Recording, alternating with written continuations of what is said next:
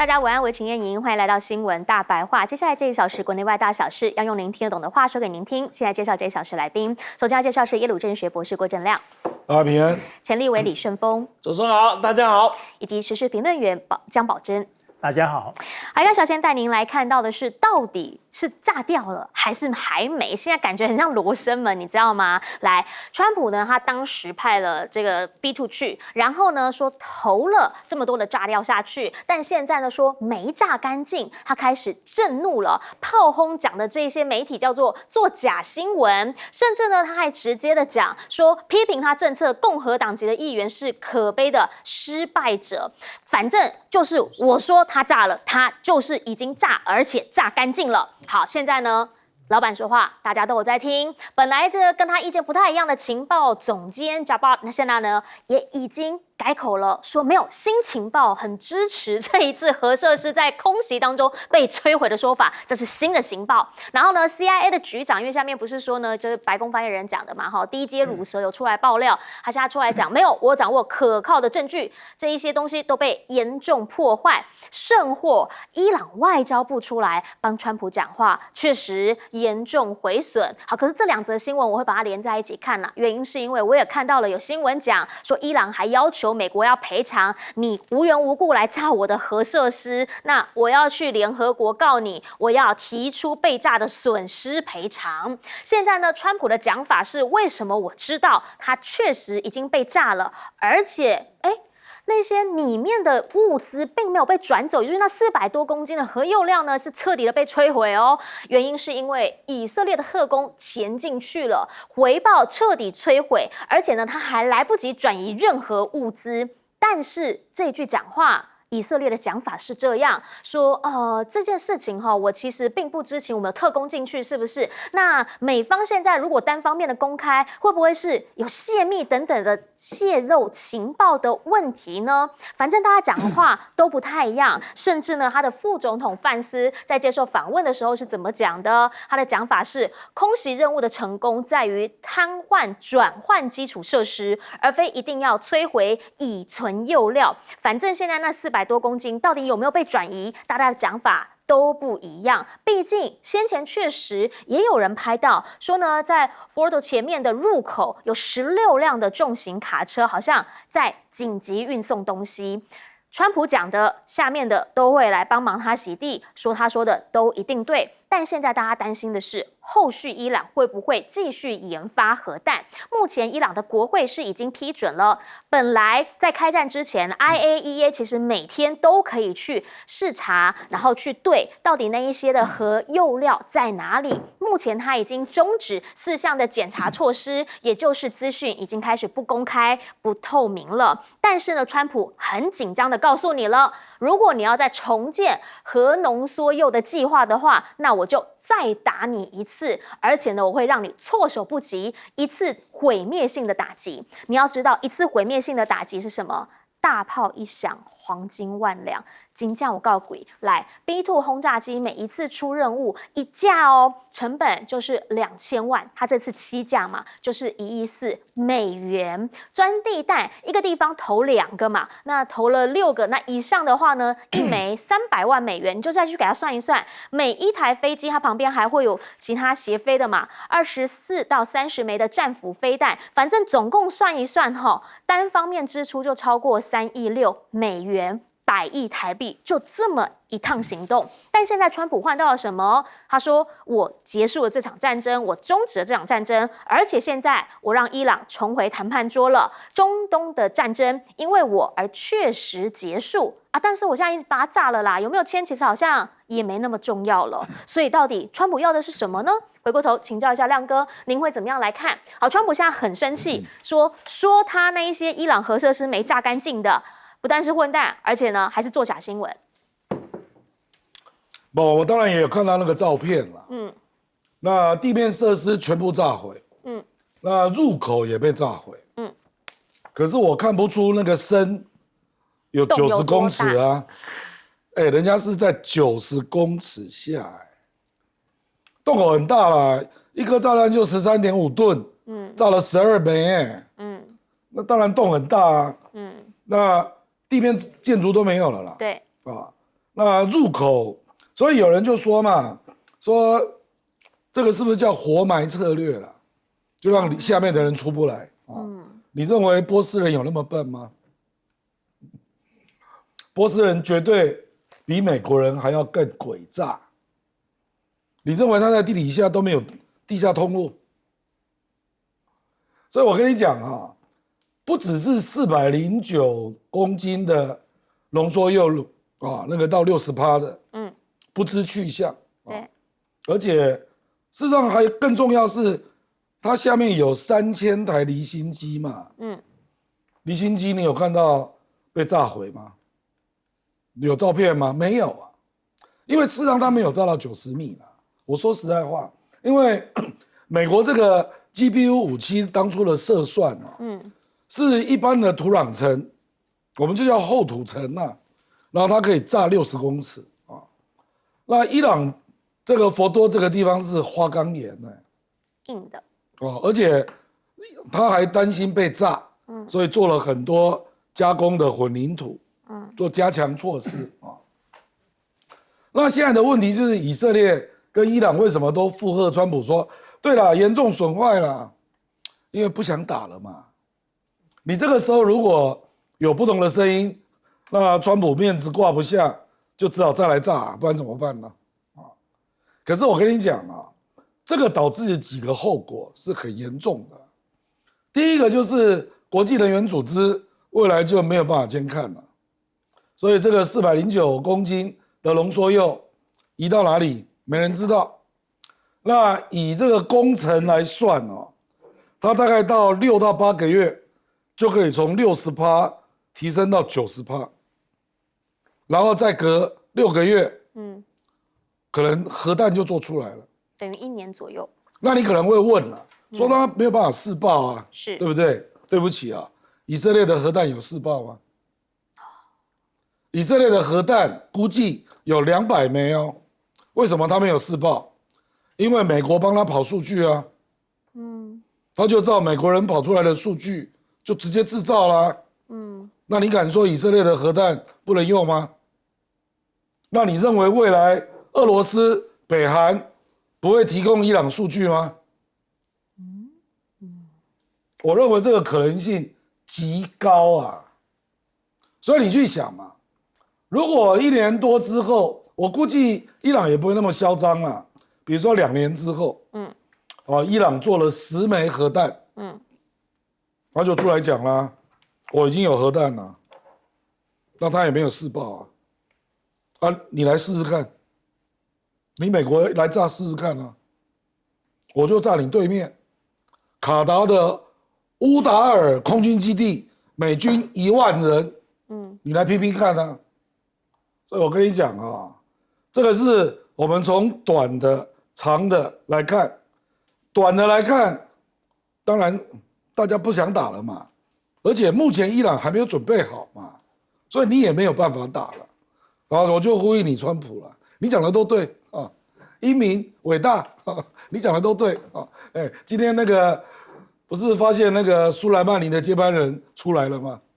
我原来没有被炸死，他躲起来了啊。那今天出来，群众一片欢呼啊。那哈米尼再过个几个礼拜他就出来了，他现在不敢出来啊，还在危险期。当然是嘛。所以我的意思就是说，现在为什么大家都说，川普你讲的对，你讲的对 ，CIA 你对了啊，那个 Gopa 你不要乱讲话啊，所有的负面的 CNN 那个记者被川普大骂说你就是一只狗啦之类的啊，那个 CNN 那个女记者不要人身攻击啊，川普。不，他就真的这样骂啊。那 CNN 那个女记者连续写了2、3篇，就是美国有另外一个情报管道，就是实际上就是只有地面被炸掉，入口被炸掉。那反正大家都不要讲话嘛，反正大家都觉得不要打那就不要讲啊。可是后果，我跟你讲，这次有2个后果，对以色列都是极不利的啦。第一个就是以色列的铁穹神话没了，以后人家就知道怎么打你了。那第二个是国际能源总署的监督没了，所以他这个以后就地下化。那除非俄罗斯、中国、北韩都不帮忙，不然我认为他1-2年内一定做得出来。因为核弹没有那么难呐，我跟你讲，主要是被监管嘛。所以你现在就造成了这样的后果嘛。我看你以后怎么办，反正到时候川普恐怕都下台了。所以大家其实现在很在意的是什么？就是那个离心机哦，如果还在的话，其实可能真的就不会拖延它太久。那会不会就像亮哥所讲的，你的1年多的时间，哎，真的它就发展出来？来请教一下盛峰老师。川普在台湾叫川普，在大陆叫特朗普，另外一个新称呼叫做特不靠谱。他有一个最大的特性，就是呢，这个半场开香槟。不用到中场，半场就开香槟，他半场就开香槟，行的嘛？你不觉得吗？半场开香槟，然后先庆祝了再说。那结果呢？结果反正你忘了，世界都是多得很，先说先赢，这个也是奇葩了啊，这也是奇葩，因为你不是一个小国，你不是乌干达，你不是阿敏，你是华盛顿的这个川普，你在全世界是有一定这么搞成这个样子，到底炸的结果怎么样子？罗生门。那过去在这个影像不发达的时代里，你可以去吹牛，现在不一样，现在卫星到处跑，而且我只要愿意付钱，我用商业卫星，我就可以拍到如此清晰的画面。所以现在罗生门很好玩，就是引用图案的，或者是媒体，或者是这个什么一些情报机构都告诉你，只炸了，炸了什么？是有炸，那炸出什么结果？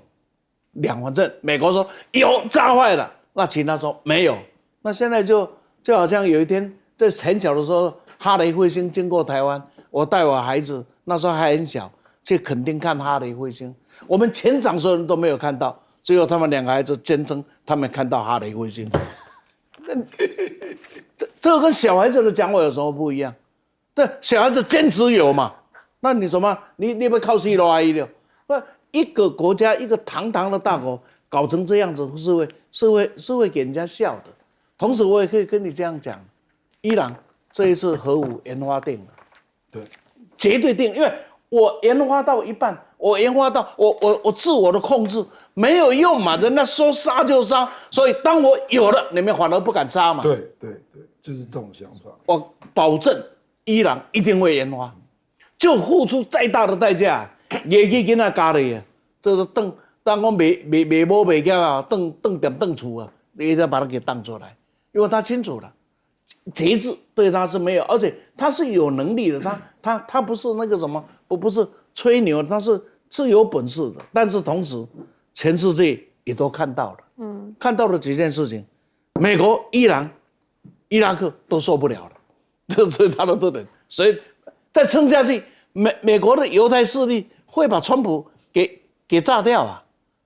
无论如何这样呢，那伊朗呢？大家都啊，然后以色列啊，那事实上每个人都怎么样子，都很痛苦。像这电影我们看到，打了1拳，事实上他已经内伤了，可是，在前台必须要怎么样子？盯着，我还盯着，事实上已经都内伤的一塌糊涂。尤其是以色列，几十年来从来没有本土如此的被摧残过。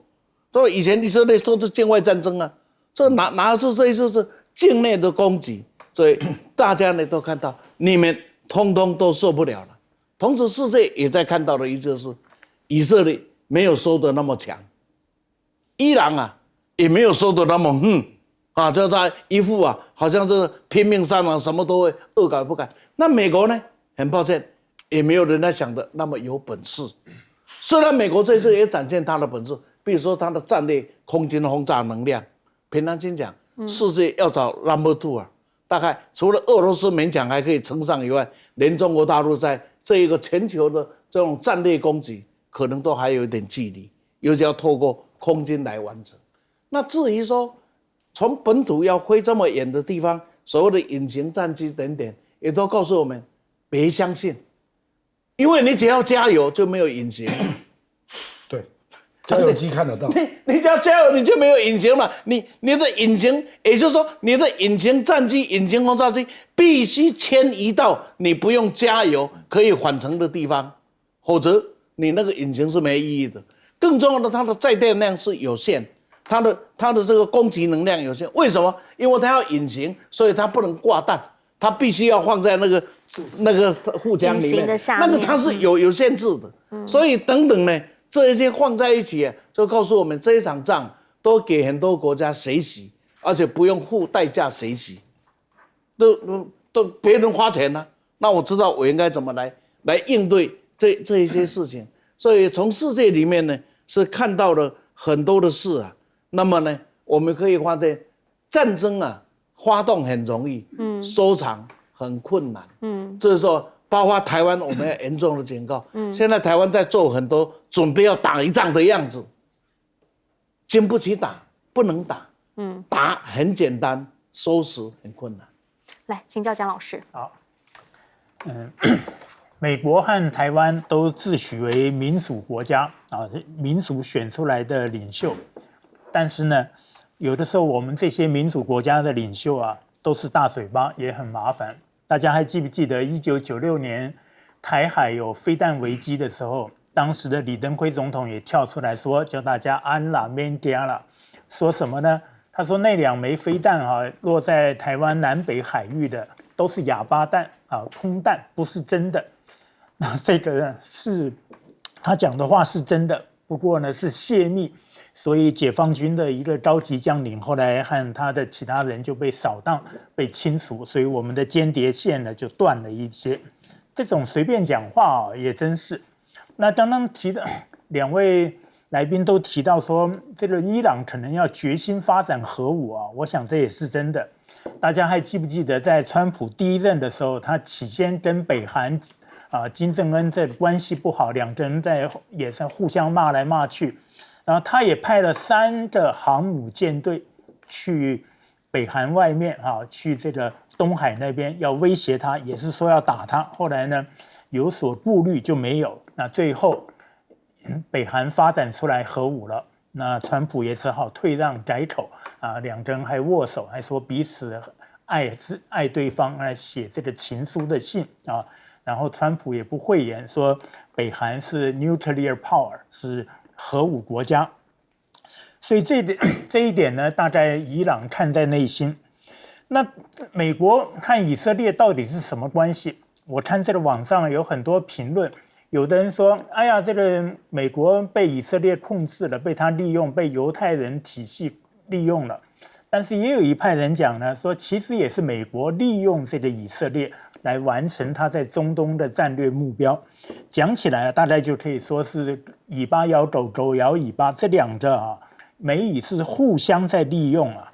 那说 IAEA 他的这个署长早就说了，说其实伊朗是没有发展到要能够达到造核武的地步啊，但是现在呢，没有办法再继续下去了，所以后续看要怎么收场吧。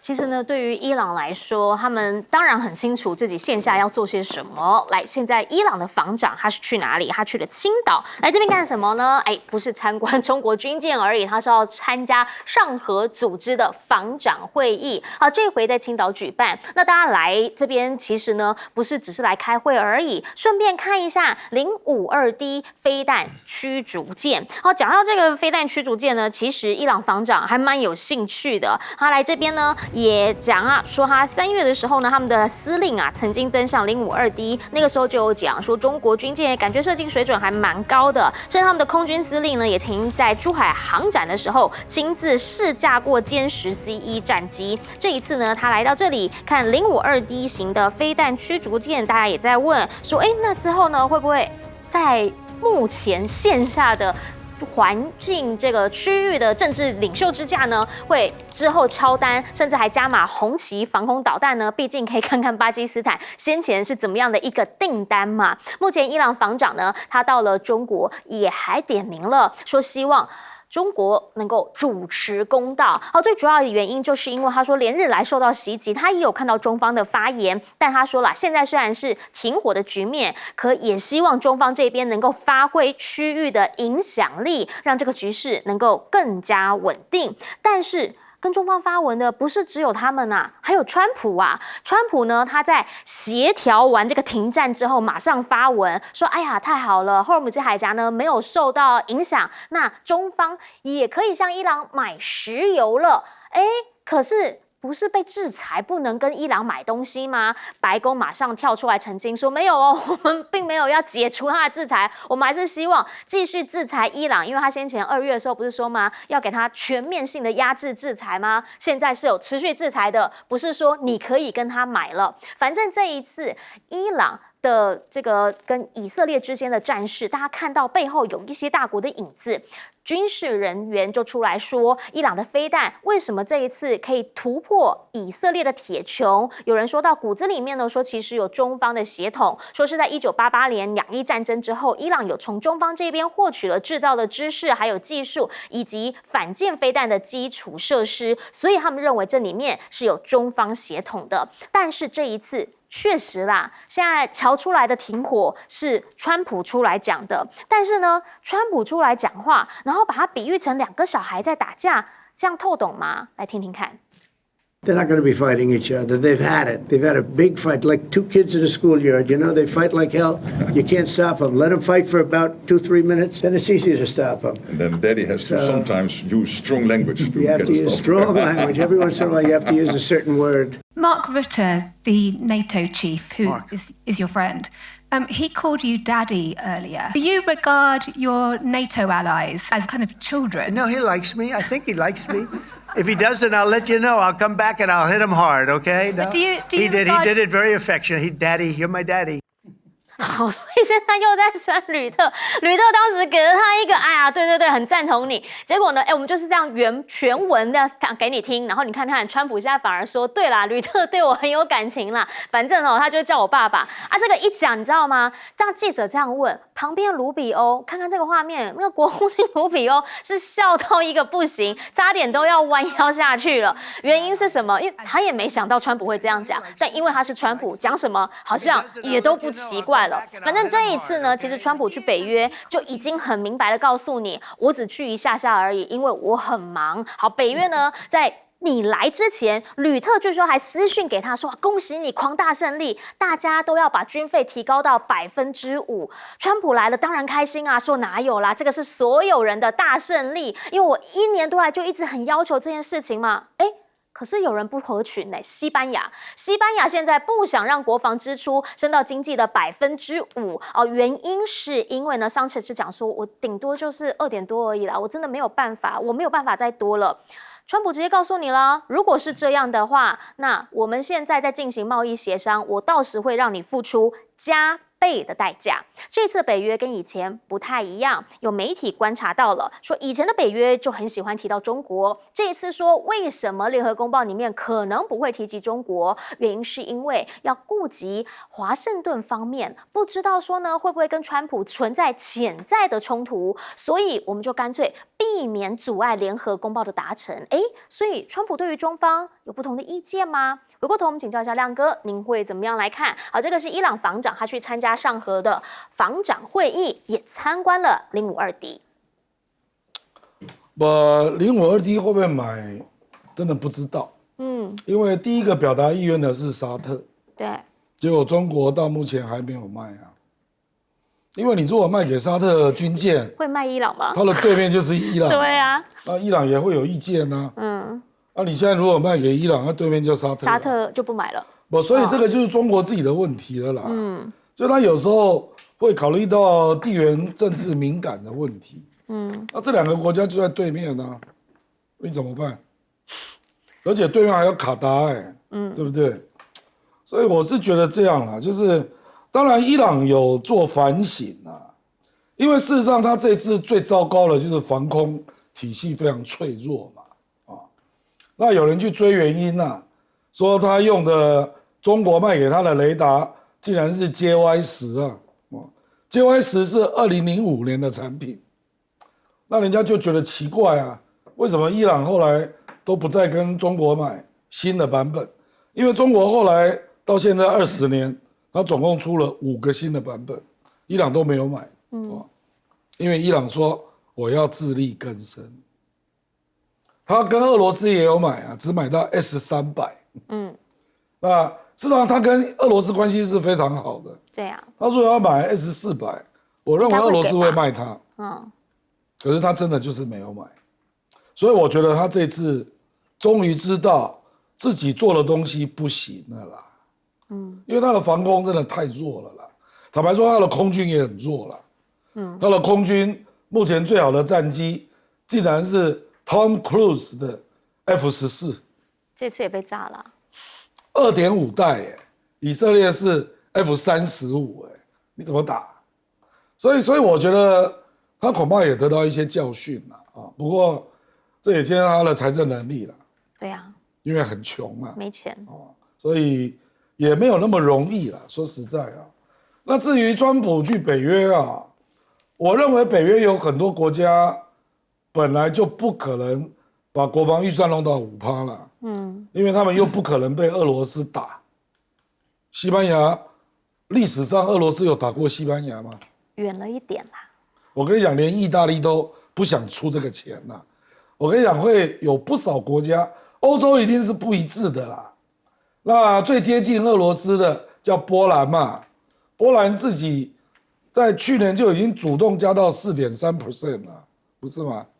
还有立陶宛嘛，波罗的海3小国，我认为目前大概就是德国啦，因为德国还是有野心要当老大啦，所以德国说他愿意到2031年加到5%啊，可是我认为会有很多国家不愿意了啊，那我就不相信到时候川普真的能够用贸易战来逼着人家把那个国防预算加到5%，我觉得这个又在吹牛了，这没办法啊，他3不5时就要吹牛一下啊。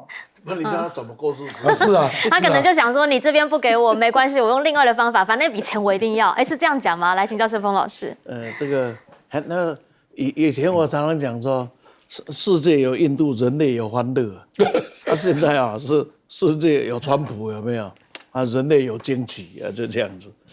首先呢，025D 这一艘中国大陆做的驱逐舰，它是一个比较小型的神盾舰，应该是算中型了。但是它基本上它有外销的版本，卖的也蛮多。现在要怎么卖，大概不是问题啊。事实上，很多人想买的原因，第一个便宜，第二个先进，第三个后续的这个原材料，就是零件的补给是比美国的方便多了。而美国现在没有新的，现在世界能够造盾级的，而且不断造出来就是中国大陆。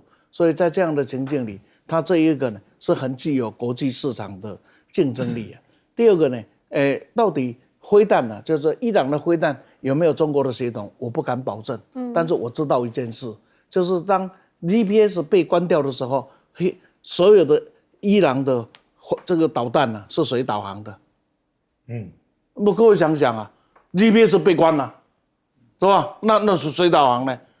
所以飞弹有没有血统不知道，飞弹很重要，但是那个导航是很重要。所以各位可以看到，在这个波湾战争的时候，为什么飞毛腿是没用？因为飞毛腿没有办法导航嘛。爱国者飞弹为什么那么精准？因为它一发射到击中目标是多少颗卫星的导航嘛，这个是很重要的。所以为什么那么神准？该神准的地方都很神准，谁导航的，应该全世界都很清楚。那第三个呢，就是在未来整个的空战也好，整个的新的战斗形势也好，这种远距离的战争、超世纪的战争里我们可以发现，它很多东西是在改变了。现在已经不再是动力，就是我的飞机动力有多强，或者我驾驶员的这个什么格斗能力，就像捍卫战士的格斗能力有多强。现在不是，现在可能是资讯决定一切。就像签字，连对方都没看到，就把对方给干掉了。靠的就是什么？靠的就是一个资讯。那资讯里面有太多的部分，从雷达到这个卫星，对吧？到这个电控等等在内。那再过来呢，另外一个就是人工智能，也是将来决定的一个方向。因为所有的资讯那么多，那你怎么判断？所以必须要人工智能帮你做判断。判断了之后，你操作者在做最后的决断。浓缩出来的资讯我来怎么来做？那假如从这样的角度来看，不管是资讯、人工智能数位化、卫星这个导弹生产力等等加在一起，你觉得现在世界未来在这一方面的领导者会是谁呢？很清楚的答案已经当然是中国大陆又扮演领导者。这也就是我还是要拉回来看所有的问题，我们当吃瓜群众之外，要觉得我们是生在台湾、长在台湾，我们要知道我们对手是谁，假如你认为对手是中国大陆，你视他是什么？不管你的定位是什么，那你总要了解他、认识他，而不是自己活在自己的环境里面，高兴得不得了。就像我们最近一直在海鲲号的那个潜艇测试，还没沉下去了啊，什么时候浮起来也不知道。那么呢，是不是一定要在巴烧会这样做不可吗？可能10几年前认为是这样对的，在今天这样的时代里面，我们这样做对吗？可能需要再考虑一下。那最后想到了民主选举，民主选举选出来的结果，这些领袖越来越失格了。你说李特这些话，平常心讲，我也应该这样讲，是失格了，话糙，但是理不糙，他没有说错。这两个在那里打架，打了大半天，都想停，不知道怎么办。那老大说停了啦，好了，停了。你不是，所以话糙理不糙，只是这个话是蔡奇亚滚的话，是蔡奇亚夫人的话，不应该是一个国际领袖应该讲的话。请教江老师。好，伊朗和以色列的这12天战争，虽然说伊朗的反击好像也蛮厉害，把特拉维夫还有以色列很多地方也炸得稀烂啊，可是整体来讲，我们大家都会公认的说，伊朗是比较吃亏输的一方。那一部分原因就是他没有引进中俄或者是其他国家的比较先进的武器，所以表现好像还不如巴基斯坦对印度的这一战啊。但是如果仔细探探这些伊朗过去和中国的关系啊，其实不是那么稳固。他们过去曾经签了一个就是等于战略合作伙伴的协议，然后中国说要投资好像是4000亿美元之多啊，但是呢，他并没有引进这个武器系统啊。这是因为在伊朗的执政体系里，还有一些人他们是倾向西方的，比较想要向西方靠拢啊。这点在俄国在乌克兰战争之前，他们也有这样的幻想，说还想要加入欧洲，要和美国呢维持好的关系啊。伊朗坦白说也是有这样子，而且他跟中国的这些合约啊，常常有翻来覆去啊，所以让中国呢也很烦恼啊。这是他今天没有吃亏的地方。至于他去参观了052D。他的空军司令前一阵也有去参观歼10C 啊，也看看会不会买呢？我看也未必啊，可能伊朗呢还会考虑很多。他现在是呼吁中国出来主持公道，中国当然罕见的在联合国还有在外交部发文都谴责以色列啊，那这一点呢是中国很大的一个转向啊。至于说到军事支出啊。我当年在服兵役的时候，我们的长官就告诉我们，所有的军事支出的这些投资，买坦克、买枪弹，买了基本上呢就是等着折旧啊，所以它并没有建设性的用意，除非你这个国家有你自己的军工企业能够生产、能够制造。那全世界这样的国家呢，主要就是美国嘛，德国、英国，大概法国有一点啊。那主要就是美国。美国为什么要叫欧盟这个北约国家都要把它的军费提高？他知道的很清楚，因为提高之后，你要买武器多半是得向我买的，所以我的军工企业呢可以大赚一笔钱。大家还记得吗？在这个俄国和乌克兰战争刚爆发的时候，拜登呢兴致勃勃去参观美国一个军工厂，就是做那个飞弹、做火箭的。然后称赞那里面的作业员，说你们是捍卫民主、捍卫自由。其实骨子里是什么？是说这个呢，我们赚钱了。所以美国军工企业是赚很多钱，但是美国也很聪明，他在跟各国在讨论所谓贸易逆差顺差的时候呢，他都说我卖给你武器，这个不能算啊。同样的，他的所谓服务性贸易，他赚钱。他也说不能算啊，全部呢都要单看货物贸易的支出是什么，是他赚的钱多还是赚的钱少？不过我必须说，美国人其实某种层面上是蛮务实的啦，然后也很精明哦。原因是我今天看到这个新闻，其实呢，如果您是篮球迷的话 ，NBA 迷今天很多人都在意，选秀震撼弹，因为呢又再一次看到了中国球员，而且是第1轮就获选啊。这一位他的名字呢叫做杨汉森，来自于对岸，他是个中锋，所以这次是拓荒者选中他，也很多人很惊讶，因为拓荒者里面已经有好几位中锋了。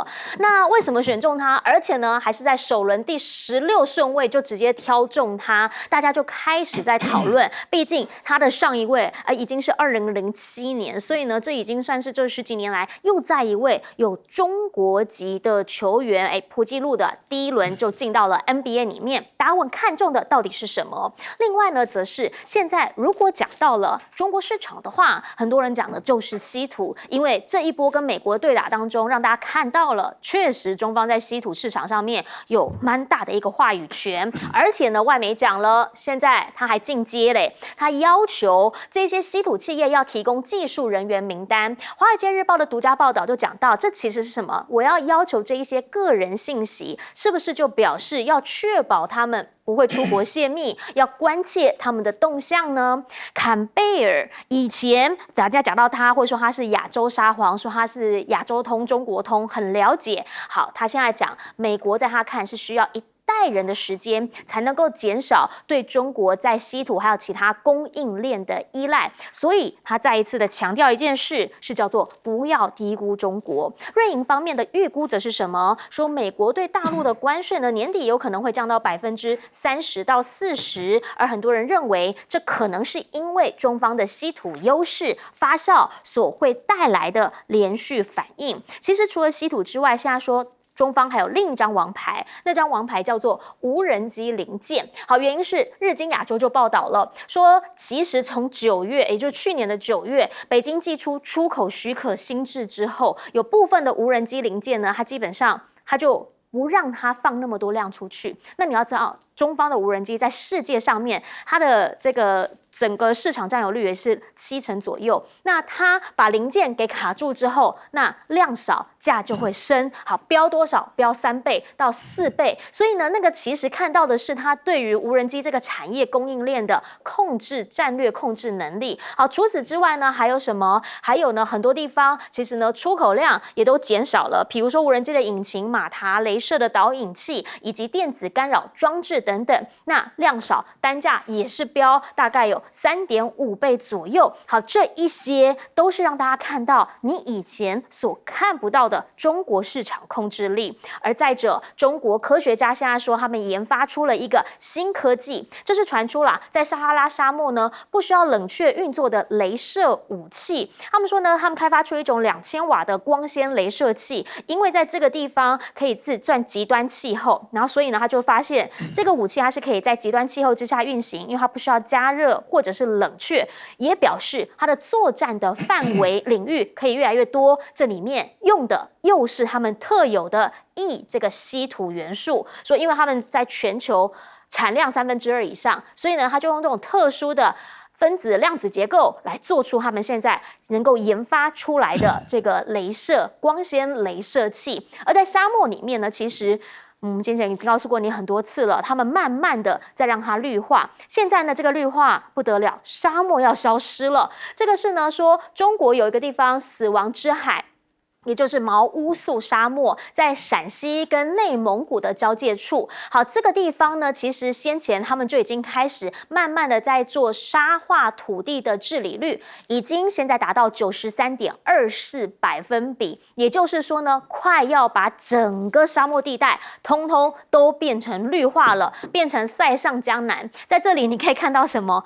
这个场景你会很难想象，你可以看到蟹，他们开始在送螃蟹，然后呢，还有黄河大闸蟹的生态养殖区，以及呢龙虾，这个是龙虾哈，这个是澳洲淡水龙虾的养殖基地，甚至呢，现在这一些算是高单价的海鲜，有很多的韩国客跟越南客已经来这里买这种贵族虾，这个是以前我们讲到沙漠会想不到的点，现在呢说透过科技他们做到了。回过头来，则是要请教一下亮哥，您会怎么样来看？好，这个是今天我看很多新闻快讯都播了 NBA 选秀，中国球员第1轮就获选，这是10几年后第3人。杨汉生因为外界本来评估他是36到40顺位，结果第16就被选中了，所以这个大家感到意外啊。那其实他条件是非常好的啦，216公分，113公斤啊，然后在 CBA 就是中国自己的 NBA 了啊，113已经连续多届是全明星、最佳防守啊，还有年度最佳新秀啊。那每一场平均拿到16分、10个篮板，还有2.6到2.8次的封阻，所以其实是有条件啦，不是没有条件啦啊。那当然，这个波特兰队为什么选他啊？这个100%当然有中国市场的考虑啊，这有什么稀奇？本来就这样啊。那只是说这个，因为事隔很多年了，那大家比较好奇的是，那是这姚明之后，中国都没有类似的球星吗？其实这也有可能哦。你不要以为亚洲的能够出个球星是容易的事啊。比如说那个，就像日本的那个职棒一样嘛，你真的会被美国选中，其实也不多所以我是觉得，我认为他是真的够优秀了。所以我们不要只用市场来考虑，那是加成效果啦。不，因为中国市场一直在那里啊。对啦。那为什么姚明之后都没有？对不对？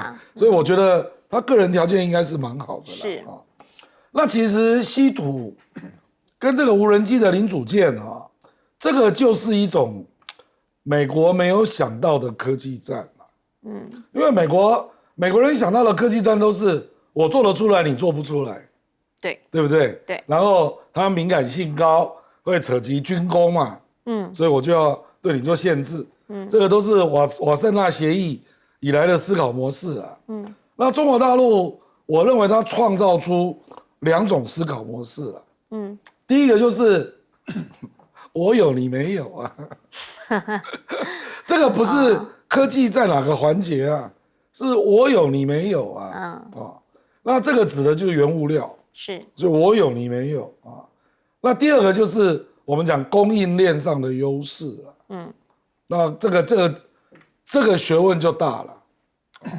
如果你对供应链上的优势能够掌握到60%以上，然后要来找美国的麻烦你就要非常小心哦。因为你很容易触犯 WTO。因为我跟你讲为什么这样讲因为美国那个。扯到人工智能或者半导体，它都立刻拉到国家安全。对。那国家安全 WTO 审查比较松。是。可是中国大陆这个不一定稀土有些是有些不是嘛。那所以中国大陆就要对 WTO 的法律要相当熟。比如说稀土，它管制出口，它用的理由有些并不是用国安当理由，它是用我要维护我的环境。所以我要做总量管制那这个他以前真的做不到所以2014那一次在 WTO 败诉嘛可是他之后做得到，他现在就是真的总量管制有6大集团，他真的是做得到了所以美国即使到 WTO 去提告也不会赢。不止总量管制，现在连人员都要管制，所以是不是越来把那个口越弄越小，越来越能够控制？我们先进广告，等等回来继续说。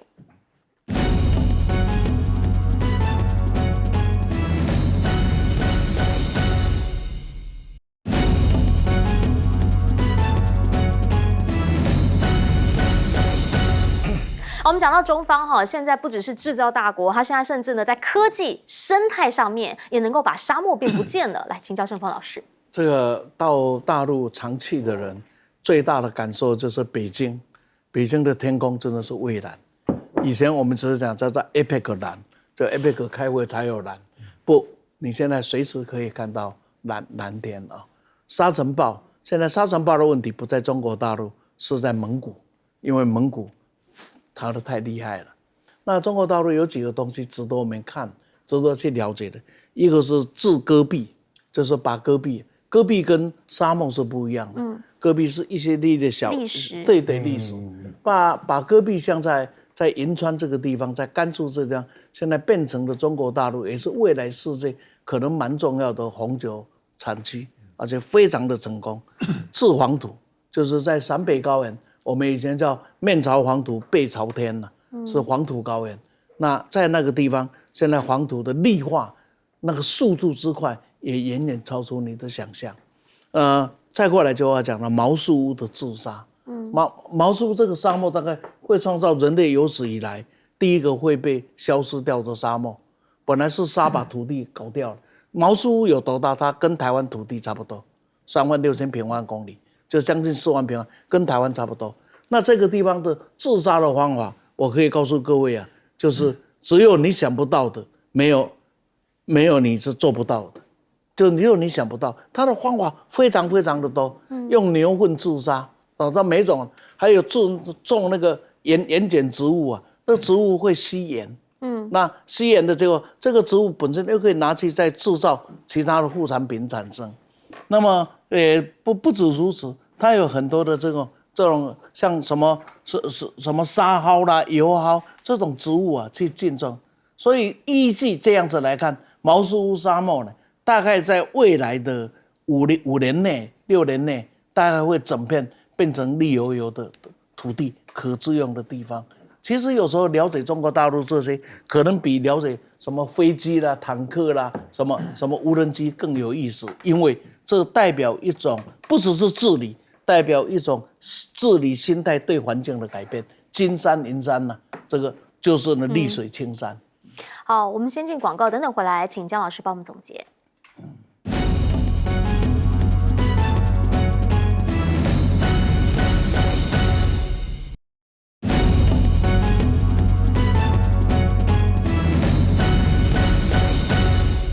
节目最后把时间交给姜老师。